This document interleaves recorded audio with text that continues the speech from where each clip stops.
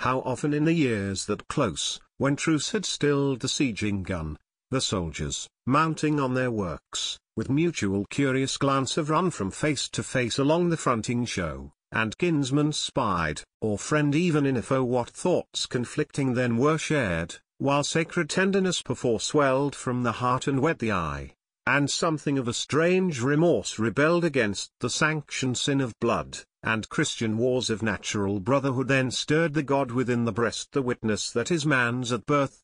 A deep misgiving undermined each plea and subterfuge of earth. They felt in that rapt pause, with warning rife, horror and anguish for the civil strife. Of north or south they reeked not then, warm passion cursed the cause of war. Can Africa pay back this blood spilt on Potomac's shore? Yet doubts, as pangs, were vain the strife to stay, and hands that fain had clasped again could slay. How frequent in the camp was seen the herald from the hostile one, a guest and frank companion there when the proud formal talk was done.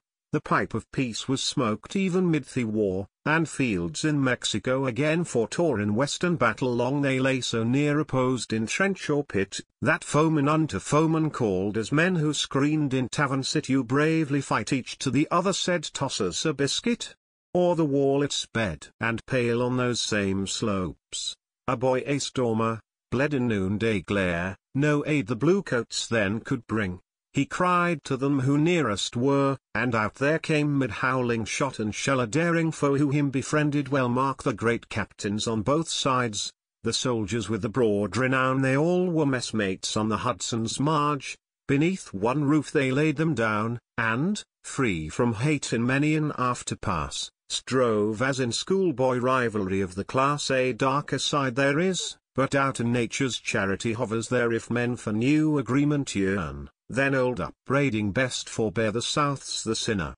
Well, so let it be, but shall the North sin worse, and stand the Pharisee? Oh, now that brave men yield the sword, mine be the manful soldier view. By how much more they boldly warred, by so much more is mercy due. When Vicksburg fell, and the moody files marched out, silent the victors stood, scorning to raise a shout.